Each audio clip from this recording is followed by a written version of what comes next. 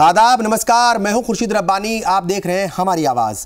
वंदे मातरम या योगा, जब भी अखबार या टीवी पर इनका जिक्र होता है, विवाद होते भी देर नहीं लगती।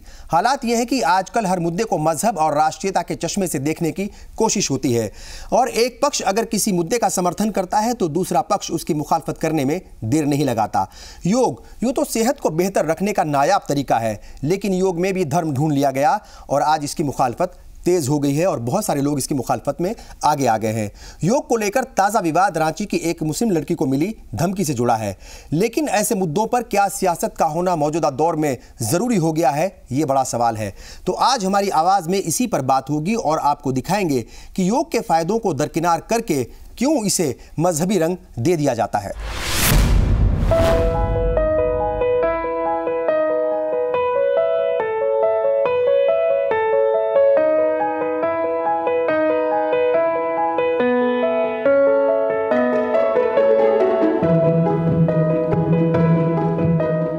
सेहतमंद रहने के लिए हिंदुस्तान ने दुनिया को योग के तौर पर वो नायाब तोहफा दिया है, जिसका जिक्र हमेशा दुनिया सुनहरे अल्फाज में लिखकर किया करेगी।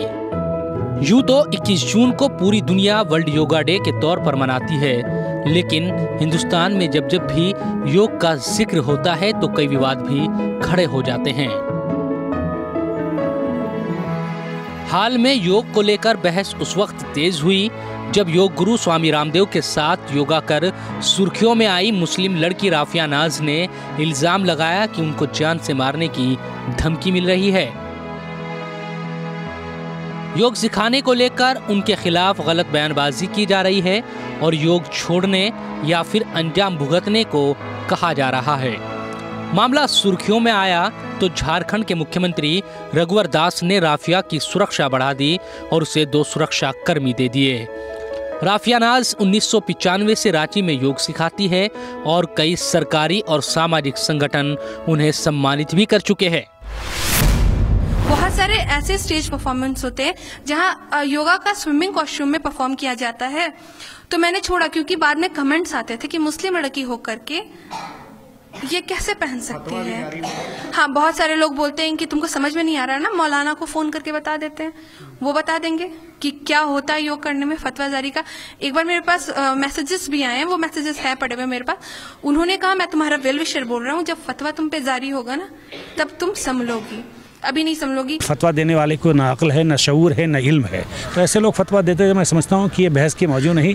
योगा जिस्म के लिए है, जिस्म को पहले तंदुरुस्त रखता है। जब तंदुरुस्ती रहेगी, हमारे पैसे मिलेंगे, हमारे जहन अच्छे रहेंगे, हम अपनी इबादत करेंगे, अपने औलादों को आगे बढ़ाएंगे, अपने काम को बढ़ाएंगे। उनको पता ही नहीं, ऐसे लोग टके टके में बिकने वाले फतवा दे रहे हैं।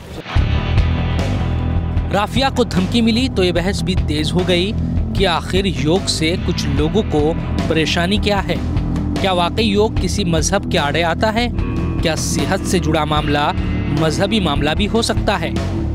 ये सवाल इसलिए क्योंकि योग के दौरान सूर्य नमस्कार और ओम के उच्चारण को लेकर मुस्लिम मजहबी रहनुमा हमेशा अपनी आवाज़ को बुलंद करते रहे हैं, जबकि लगातार ये बातें भी होती रही कि सूर्य नमस्कार और ओम के उच्चारण को अलग करके भी योग के तमाम आसन किए जा सकते हैं। हालांकि इस मसले पर राय अलग अलग सामने आती रही। योग किसी रिलीजन का नहीं है। अगर आप फिट रहना चाहते हैं, अगर आप चाहते हैं कि आपका इनर सोल आपका शुद्ध हो जाए, तो आप योग करो, क्योंकि योग किसी धर्म और जाति और मजहब से नहीं रिलेटेड होता। हाँ, भले बहुत सारे लोगों को ये प्रॉब्लम होती है कि मंत्र से, पर उन लोगों को मैं यही कहती हूँ कि आप बिना मंत्र के भी योग कर सकते हैं। योगा के सिलसिले में ये बात बहुत वाज़ेह तौर पे बताई जा चुकी है कि योगा को जब तक हम सिर्फ एज एन एक्सरसाइज लेते हैं तो उससे किसी को कोई एतराज़ नहीं है, लेकिन अगर उसके साथ कोई मजहबी रसूमात, कोई रिलीजियस कस्टम रिचुअल्स आप ऐड कर देते हैं तो जाहिर सी बात है उसमें लोगों को एतराज़ होता है।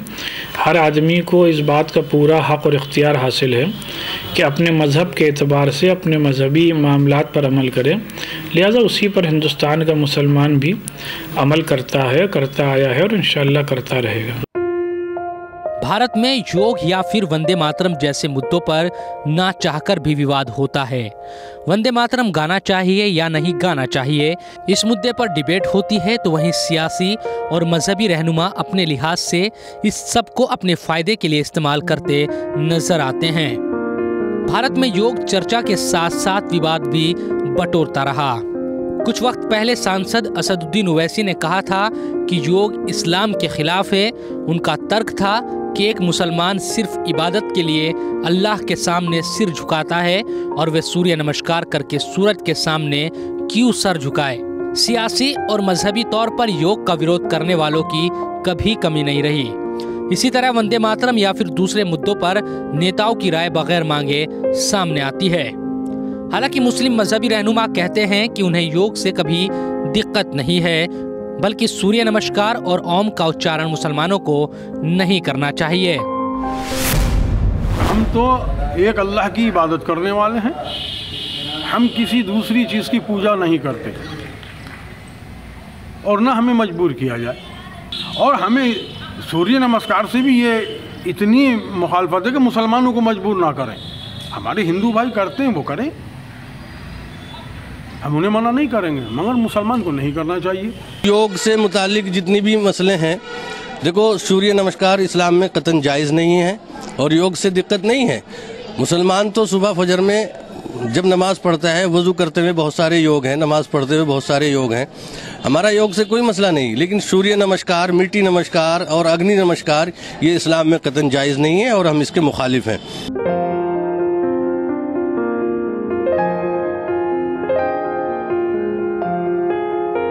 हिंदुस्तान में योग का इतिहास काफी पुराना है और योग को लेकर हमेशा से लोगों में दिलचस्पी रही है। लेकिन ये भी सच है कि योग को मौजूदा दौर में दुनिया भर में बाबा रामदेव ने ही पहचान दिलाई। योग के जानकार मानते हैं कि योग सिर्फ व्यायाम भर नहीं, अपने आप से दुनिया और कुदरत से राब्ता कायम करने का जरिया भी है। योग के जरिए जिंदगी जीने के ढंग में बदलाव लाकर हम जलवायु परिवर्तन जैसे मुद्दों पर भी आगे आकर काम कर सकते हैं। लेकिन सियासी तौर पर अभी भी योग को लेकर बात करने वालों की कमी नहीं। योग पर होने वाली सियासत नई नहीं है, बल्कि जब जब भी योग का जिक्र होता है विवाद भी खुद ब खुद हो जाता है। लेकिन विरोध करने वाले लोगों को सोचना होगा कि विरोध करने के बावजूद उन्हें हासिल क्या हुआ। जबकि ये बात सच है कि योग किसी पर थोपा नहीं गया। सरकार ने कभी आदेश नहीं निकाला कि योग के दौरान सूर्य नमस्कार करना या ओम का उच्चारण करना ज़रूरी है। ये विवाद बेवजह है और बेवजह होने के बावजूद भी विवाद बार बार हो ही जाता है। हमारी आवाज में वक्त हो गया है एक ब्रेक का, और ब्रेक के बाद जब हाजिर होंगे तो आपको दिखाएंगे कि योग से कैसे सभी मजहबों के लोग फायदा उठा रहे हैं और कौन कौन सी बड़ी बीमारियां हैं जिनमें योग वरदान साबित हो रहा है।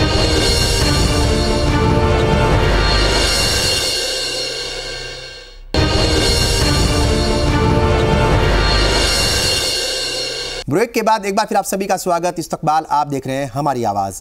योग एक ऐसी जिस्मानी कसरत है जिससे कई बीमारियां दूर होती हैं और कोई ऐसा धर्म नहीं जो किसी इंसान को जिस्मानी कसरत से रोकता हो। इस्लाम में 5 वक्त की नमाज अदा करने का हुक्म है और नमाज पढ़ना ज़रूरी है। यही वजह है कि कई लोग नमाज के अरकान और योग के आसन में समानता देखते हैं।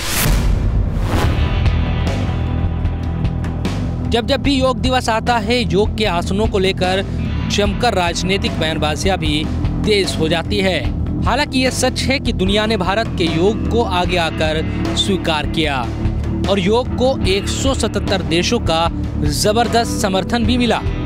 सरकार योग को स्कूल के पाठ्यक्रम का हिस्सा बनाने की दिशा में लगातार आगे बढ़ती रही। सरकार पूरे हिकमत अमली के तहत योग को एक इंडस्ट्री के रूप में खड़ा देखना चाहती है। इसलिए योग से जुड़े विश्वविद्यालय, कॉलेज, योग प्रशिक्षक, योग के लिए जरूरी सामान, मैट, ड्रेस की मांग भी बढ़ी। योग को लेकर बढ़ी दुनिया भर में दिलचस्पी का ही आलम है कि एक अनुमान के मुताबिक अमेरिका में योग इंडस्ट्री करीब 27 अरब डॉलर की हो चुकी है, जबकि योग की जड़ें भारत में हैं। आयुर्वेद और अन्य वैकल्पिक दवाइयों के निर्यात के मामले में भारत दूसरा सबसे बड़ा देश है। इन तमाम खूबियों के बावजूद भी क्या योग को किसी मजहब से जोड़कर उसको नज़रअंदाज किया जा सकता है? जबकि योग को लेकर ये बात भी कही जाती है कि योग के कई आसन नमाज से मिलते जुलते हैं, जिसको मुसलमान रोज़ाना 5 वक्त अदा करते हैं। योग कहाँ से अनइस्लामिक हो गया है? ये एक फॉर्म है एक्सरसाइज की, फिटनेस के लिए। इसमें कौन सी चीज़ आ गई? मतलब मैं इस वक्त डिटेल में बात नहीं करूँगा आपसे, मगर अगर देखें तो योग के बहुत सारे पोस्चर्स वो हैं जो कहीं ना कहीं हमारी नमाज में मैच करते हैं। तो क्या इन पोस्चर्स की वजह से हमारी नमाज जो है वो नहीं हो रही क्या? क्योंकि ये उससे रिजेंबल करते हैं। मज़हब इतना छोटा नहीं है, मज़हब का दायरा बहुत बड़ा है। कुछ लोग मज़हब को गलत इस्तेमाल करना चाहते हैं, ये वही चीज़ है। योग से कोई मुखालफत करना ही नहीं चाहिए मुसलमान को। और हमारा सबसे बड़ा योग तो नमाज है। हम सजदा करते हैं, उससे बड़ा कोई योग नहीं। रुकू करते हैं, और दूसरी तरह के जो योग है उससे भी हमें कोई इख्तिलाफ नहीं है, करना चाहिए, सेहत के लिए है वो। योग पर मुसलमानों में भी कोई एतराज़ नहीं है ऐसा शदीद। असल बात यह है कि जब योग को आप एक मजहबी इबादत के तौर पर बनाकर पेश करेंगे तो उस पर हर मुसलमान को एतराज़ है। तो अगर आप खाली और ये योग का लाजमी हिस्सा है कि कुछ उसमें मंत्र पढ़ा जाए और कुछ प्रार्थना की नियत करी जाए। अच्छा, मुसलमान जो है वो खुदा के अलावा किसी को और वादहु ला शरीक नहीं समझता। तो ये तमाम चीज़ें जो हैं ये बेसिक इस्लामी तालीम के ख़िलाफ़ हैं कि खुदा के अलावा किसी और को वो ताज़ीम दी जाए जो खुदा के साथ मखसूस है। योग से इंसान सेहतमंद रहता है, ये तजुर्बा लाखों लोगों का है। कई बड़ी बीमारियों को योग जड़ से ख़त्म करता है और इसी वजह से आज योग को लेकर मुसलमानों में दिलचस्पी बढ़ी है। अस्थमा, योग से अस्थमा में कमी आती है। शुरुआत में योग करने से ज़्यादा लाभ नहीं मिलता, बस सांस लेने में आराम मिलता है। लेकिन नियमित योग करने से बाद में आपको इनहेलर लेने की भी ज़रूरत नहीं पड़ती। योग से फेफड़े में ताज़ी हवा पहुंचती है और सांस से जुड़ी सारी समस्याएं दूर हो जाती है। डायबिटीज़, माना जाता है कि डायबिटीज़ ऐसी बीमारी है जिसका कोई इलाज नहीं। वास्तव में आप इंसुलिन प्रतिरोधक का इलाज नहीं कर सकते, लेकिन अपने ब्लड शुगर को कंट्रोल कर सकते हैं। योग की मदद से बॉडी का ब्लड शुगर आसानी से कंट्रोल किया जा सकता है।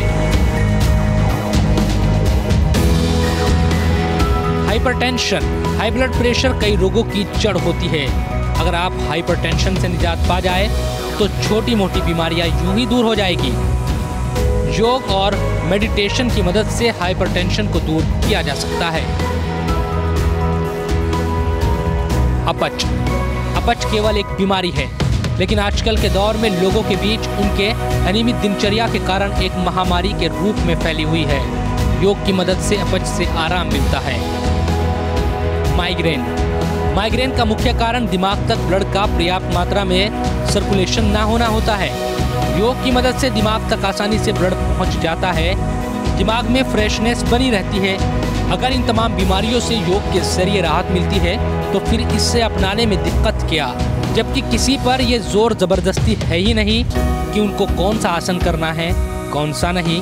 क्या विवाद सिर्फ विवाद के लिए होता है और क्या इन विवादों से मुखालिफों को सवाल उठाने का मौका नहीं मिल जाता? कसरत के लिए हमारे पास बहुत चीज़ ऑलरेडी हम नमाज़ पढ़ते हैं, उसमें जिस्मानी कसरत है। बहुत सारी चीज़ें हमारे पास, हम रोज़ा रखते हैं उसमें भी हमारे लिए सेहतियाबी है। तो जिस्मानी कसरत के लिए सिर्फ हम योगा ही को इख्तियार करें क्यों? हम जूडो कराटा क्यों नहीं सीखेंगे? योगा मैं समझता हूँ कि जिस्म को तंदुरुस्त रखना हमारे यहाँ बहुत लाजिम करार दिया गया। इवन मैं अपने आप को ज़िंदा रखने के लिए, अगर मैं वो मिसाल नहीं देना चाहता हूँ कि अगर कोई चीज़ जो हमारे लिए हराम भी है, अगर ज़िंदगी को बचाना है तो वो पहले कर लो। योगा एक फ़िज़िकल एक्सरसाइज है और कोई भी फिज़िकल एक्सरसाइज जो इंसानी जिस्म को फ़ायदा पहुंचाए, इस्लाम उसको रोकता नहीं है। बल्कि अल्लाह के रसूल सल्लल्लाहु अलैहि वसल्लम ने फरमाया कि अपने बच्चों को स्विमिंग करना सिखाओ। उस ज़माने में स्विमिंग का एक तस्वुर था, या तलवारबाजी के बारे में कहा गया, स्पोर्ट्स के ताल्लुक से। और योगा भी एक स्पोर्ट्स है, इसको उसी एंगल से देखना चाहिए। किसी जिस्मानी कसरत से अगर सेहत अच्छी रहती है तो इसमें किसी को दिक्कत क्या है? कोई धर्म इसके खिलाफ कैसे हो सकता है? जबकि कई मुस्लिम मुमालिकों ने योग को आगे आकर अपनाया है और भारत की तरफ से मिले दुनिया को इस सेहत के ख़जाने की हर तरफ जमकर तारीफ हुई है। हमारी आवाज़ में वक्त हो गया है एक और ब्रेक का, और ब्रेक के बाद जब हाजिर होंगे तो आपको दिखाएंगे कि योग को कई इस्लामिक मुल्कों में क्यों किया जा रहा है इतना पसंद।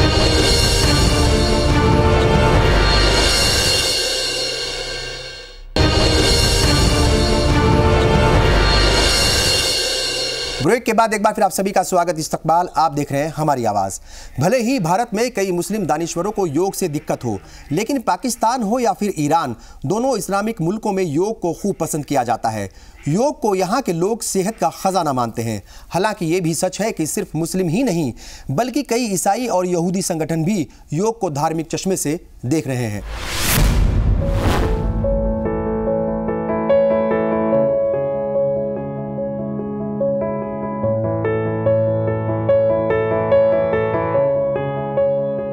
पाकिस्तान में योग प्रेम। वंदे मातरम के मुद्दों को लेकर तमाम राजनीतिक या मजहबी मजबूरियां हो सकती है, लेकिन योग के मुद्दे पर मुस्लिम ममालिक लगातार आगे आए हैं और इससे साफ हुआ है कि मुस्लिम बहुल देश योग के समर्थन में हैं। पाकिस्तान समेत कई देशों में योग खूब फल फूल रहा है। इस्लामाबाद, लाहौर और कराची जैसे बड़े शहरों में ही नहीं, देहात में भी कई लोगों को योग करते देखा जा सकता है। उन्हें योग से खूब फायदे भी हो रहे हैं। पाकिस्तान में लोगों को योग में कुछ भी इस्लाम विरोधी नहीं लगता। उनके लिए योग सिर्फ सेहत की दवा है। पाकिस्तान में योग की लोकप्रियता और स्वीकार्यता का अंदाज़ा इसी बात से लगाया जा सकता है कि वहाँ टीवी पर योग से जुड़े कार्यक्रम आना एक सामान्य बात है। दुनिया में किस इतने ममालिक में माना जाता है, वो बेचारे अरब कंट्रीज़, अफ्रीका के लोग उस ज़बान से नाबलद हैं और ना उस इशू से नाबलद हैं। वो इसको इसी तरह लेते हैं जैसे कि जूडो कराटे को लिया जाता है कि एक एक्सरसाइज है, गेम है हेल्थ करने का। उनको जो यहाँ हिंदुत्व के रंग में जो इस तरह से इसको रंग दिया गया है, वो जो है वो रंग मुसलमान के लिए नाकाबिले बर्दाश्त है। लोकप्रियता ईरान में भी। एक और मुस्लिम गणतंत्र ईरान में भी योग खासा लोकप्रिय है। वहाँ इसे खेल की तरह समझा जाता है। टेनिस और फुटबॉल जैसे खेलों के संग यानी फेडरेशनों की तरह वहाँ पर योग फेडरेशन भी है। हालांकि ये भी सच है कि दुनिया भर में कई मुस्लिम, ईसाई और यहूदी योग को लेकर संदेह जाहिर करते हैं। वे योग को हिंदू और बौद्ध धर्म से जुड़ी एक प्राचीन आध्यात्मिक साधना के तौर पर देखते हैं। साल 2012 में ब्रिटेन में एक योग क्लास को चर्च ने प्रतिबंधित कर दिया था। अमेरिका में भी प्रमुख पादरी योग को शैतानी बता चुके हैं। ओपनिंग सीक्वेंस आध्यात्मिक योग पर ऐसे ही प्रतिबंध मलेशिया में भी है। हालांकि अमेरिका में योग को नया स्वरूप दिया गया है। कई लोगों ने अष्टांग योग के नाम को लेकर आपत्ति की तो आसनों के नाम बदल दिए गए। कई स्कूलों में पद्मासन को क्रिस क्रॉस एप्पल सॉस नाम दिया गया है और सूर्य नमस्कार का नाम बदलकर ओपनिंग सीक्वेंस हो गया है। आयोजक इस बात पर जोर देते हैं कि महज एक जिस्मानी कसरत है। 2013 के सितंबर में सैन डिएगो काउंटी कोर्ट ने फैसला दिया कि योग की जड़ में धर्म है, लेकिन उसके संशोधित रूप का अभ्यास और स्कूलों में उसकी तालीम देना सही है। खालिस हिंदुस्तानी संस्कृति का हिस्सा है और न सिर्फ हिंदुस्तानी बल्कि मैं समझता हूँ कि ये हिंदू कल्चर का हिस्सा है ये। इसलिए अगर उसको डायरेक्टली मुसलमानों पर थोपा जाता है तो ये बहुत ही जुल्म होगा और कानून की खिलाफ वर्जी होगी। कानूनन जो हमको ये हमारे ऊपर कोई भी ऐसी चीज़ नहीं मुसल्लत की गई है। हर आदमी को रिलीजियस फ्रीडम हासिल है, इसलिए ज़बरदस्ती नहीं किया जा सकता कि आप योगा करें ही। जहाँ तक दूसरे ममालिक ने योगा को फॉलो किया है तो उन ममालिक में हिंदुस्तानी संस्कृति या हिंदुस्तानी कल्चर से वो लोग नावाकिफ़ है। वो जानते नहीं है कि हिंदुस्तान ये योगा क्या चीज़ है। वो एक सिर्फ ट्रेनिंग के तौर पर लेते हैं, वो एक सिर्फ उससे इलाज के तौर पर लेते हैं।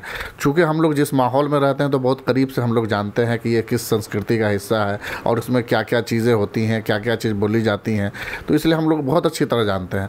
तो हम पर किसी दूसरे मज़हब के कल्चर को थोपना ये कहाँ तक मुनासिब होगा। इसलिए मैं समझता हूँ कि योगा के बारे में ज़ोर ज़बरदस्ती किसी भी तौर पर करना ये मुनासिब नहीं है। अगर आप योगा में सिर्फ एक्सरसाइज करते हैं तो उसमें लोग करते हैं, किसी को कोई इससे एतराज़ नहीं है, बशर्ते कि उसके साथ सूर्य नमस्कार या कोई भी मजहबी रसूमात आप दूसरी ऐड ना करें।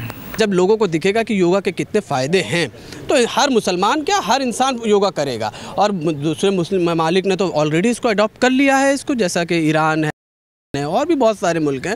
और सिर्फ आपको मैं बताऊं, योगा टीचर सिर्फ मुस्लिम्स वो नॉन मुस्लिम्स नहीं हैं, अब मुस्लिम्स भी बहुत सारे योगा टीचर्स हो रहे हैं हिंदुस्तान के अलावा। आप दूसरे बैरून मुल्क जाएंगे तो आप देखेंगे।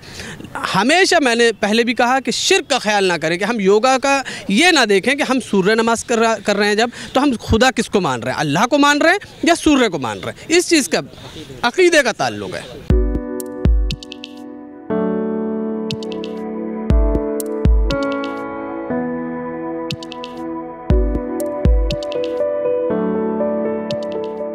योग और वंदे मातरम दोनों ही मुद्दों को लेकर विवाद गैर वाजिब दिखते हैं, क्योंकि योग किसी पर जबरदस्ती नहीं थोपा गया, बल्कि इसकी खासियत बताते हुए इसे अपनाने की बात कही जाती रही है।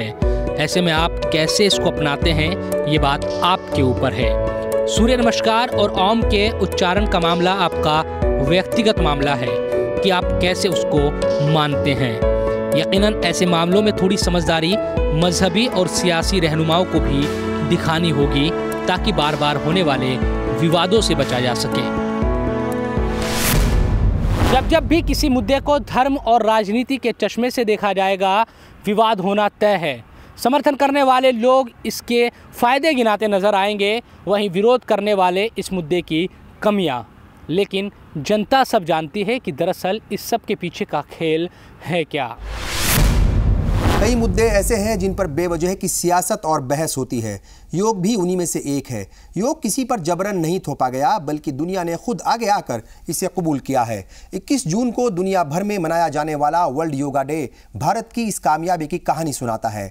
सबको दिल बड़ा करके सोचना चाहिए। ये अपने ऊपर है कि कोई योगा करे या ना करे, लेकिन योग की मुखालफत करना समझदारी तो कतई नहीं है, क्योंकि अब दुनिया इसकी गवाही दे रही है। बहरहाल हमारी आवाज़ को आज हम ये ख़त्म करते हैं। अगले हफ्ते फिर हाजिर होंगे कुछ नए इश्यूज़ के साथ। तब तक के लिए मुझे और मेरी पूरी टीम को दीजिए इजाज़त। आदाब, नमस्कार।